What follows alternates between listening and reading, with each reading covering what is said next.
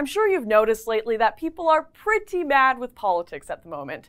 Since Trump surprised us all and actually won the presidency, and even more shockingly, actually kept his campaign promises, the world is having a collective panic attack. Protests around the globe are breaking out against his policies, but as these protests grow, so do their critics. And I'm not talking about just people criticizing the riots. People are pissed off with the normal protests as well. Hundreds of videos have come out on the women's marches. The protests occurring at airports against the travel ban are getting plenty of criticism. But what caused for all this hatred towards left-wing protests? They're just using their voices and their First Amendment right to critique a politician. We should love and adore that right. In fact, we should promote it. Well, not exactly. I think most people believe that these individuals have a right to express themselves, but we also have the right to laugh at them, because left-wing protests as of late have devolved into absolute cancer, where intelligent conversation and civility go to die. So let's start from the top. Number one, there is never any collective message. Whenever I attend one of these events, I find I can interview about 50 people and ask why they're there and get 50 different answers. I assume there was at one point a collective message posted on Facebook, but once that number of people that attend grows to over 100, you can say goodbye to any sense of clarity. The closest thing you are going to get to a collective message is the extremely vague answers like, "I'm here to fight hate." What's the point of that? What policy do you want to change? Why are you freaking blocking traffic right now? Like, it doesn't make any sense to me.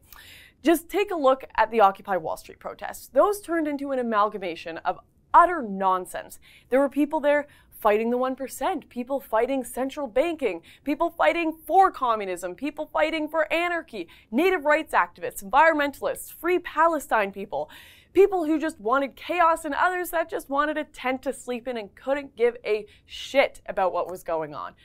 God, even at the protest I attended this weekend, it was a bunch of Trudeau voters marching against Trump, and they all began to cheer as the event leader screeched that Trudeau was a white supremacist. It makes no sense. Yeah, they actually said that. And I think a decent amount of attendees were just as shocked and confused as I was, despite continuing to cheer. And that's where we get to our next criticism, the mob mentality. People will literally just chant whatever is being said, whether it makes sense or not. They'll cheer even if they have no idea what they're saying. Just watch this encounter I had earlier at a protest. Do you guys know who these are? This is Rebel Media. They are a conservative propaganda outlet. Are they welcome here? Yes? Yes? I like this girl over here. No! A very recent and great example of this lemming mentality is when Brittany Venti, a game streamer, went to Shia LaBeouf's art exhibit, "He Will Not Divide Us," and got the anti-Trump protesters to start repeating Chatelet and No Soros after her claiming that these were Jewish words for unity and division. Chatelet! Chatelet! The Jewish word for division or to divide is Soros. Hashtag No Soros, hashtag Chatelet. And even the large chants they get going usually just make no freaking sense. This weekend they were screaming, "Rise up, fight back," into the mic as thousands of people following chanted back. What does that even mean? What are you calling for? That brings me to my next point. Number 3, the advocacy of violence. I can only assume that rise up, fight back means to literally fight back. I don't think that's a ridiculous assumption, judging by some of the signs I saw at this event. Like one saying, "Love didn't trump hate, now it's time to smash the state." These signs and chants occur at so many left-wing protests. Not all, but enough that I think it's worth having an honest discussion with the mainstream media about the advocacy of violence on the left, and the literal violence. Oh wait, they're involved in that advocacy, my bad. Can't expect much condemnation from them. These incidents keep appearing again and again. Just check out this protest at JFK Airport, where people are literally cheering on a speaker who is asking them to start killing people.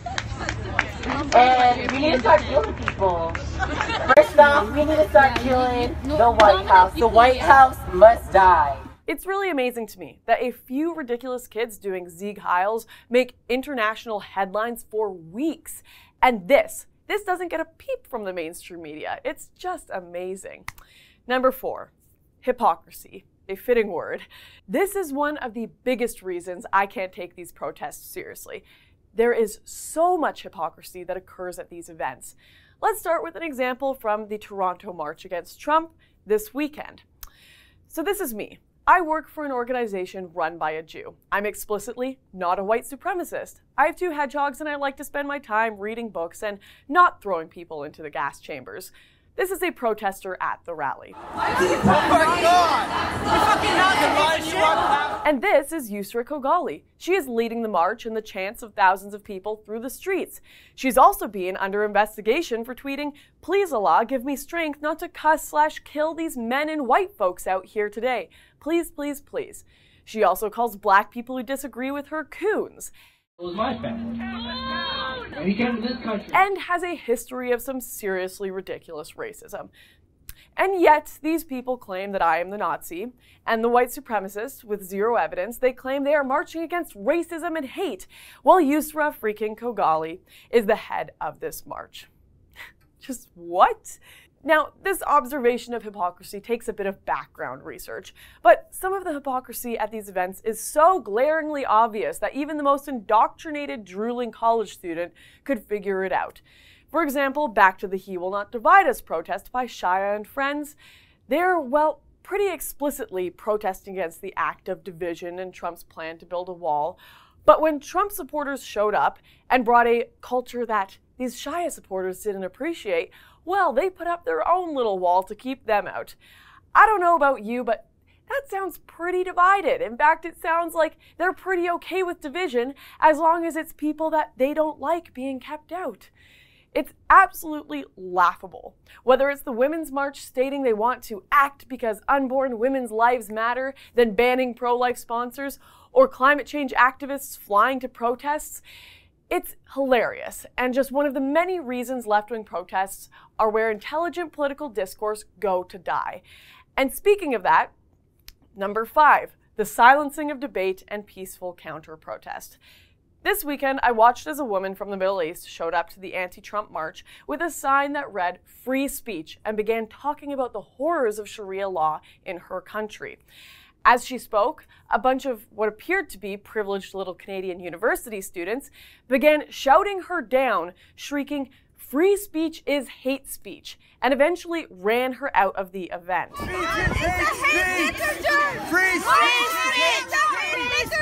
Zero interest in other opinions, zero interest in intelligent and civil discussion at these events.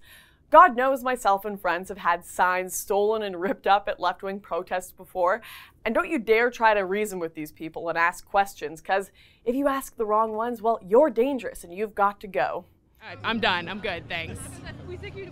We know what side you're on. So I just want substantiated claims. That's all I want. Yeah, clearly you have a side and it's not ours. So thank you. Oh, okay, so you don't want to talk to me because I disagree with you. There's no interest in conversation at these events, and I think a lot of that has to do with my last point. Most of these people have no idea what the fuck they are talking about.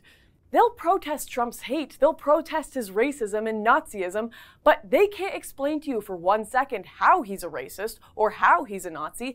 They can't explain what the Muslim ban is. They can't tell you how Trump is taking away women's rights. He just is.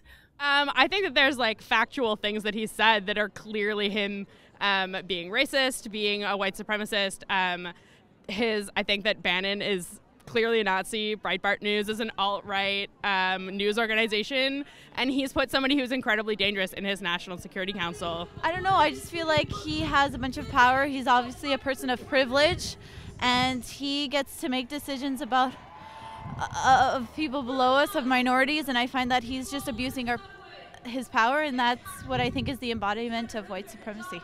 He's racist and very problematic, and he speaks out in favor of things that I cannot support, that to me scream white supremacy. I'm sorry, it's difficult for me to articulate that. I think it's about time some of these people maybe attend a history class, because I can assure them no one who is still alive from World War II thinks that Trump is literally Hitler. No one who studies extremism thinks that Trump is a white supremacist. No one with an IQ over room temperature honestly thinks that. You'll only hear it from idiots and liars. The combination of the ridiculous hyperbole, the slander, the mob mentality, the hypocrisy, the calls for violence, and in some cases, the actual violence, is why, quite frankly, left-wing protests are cancer, and why no one except delusional paid shills from the mainstream media and indoctrinated college students will ever take them seriously. If you enjoyed that video, then be sure to check out more at The Rebel Media by hitting subscribe.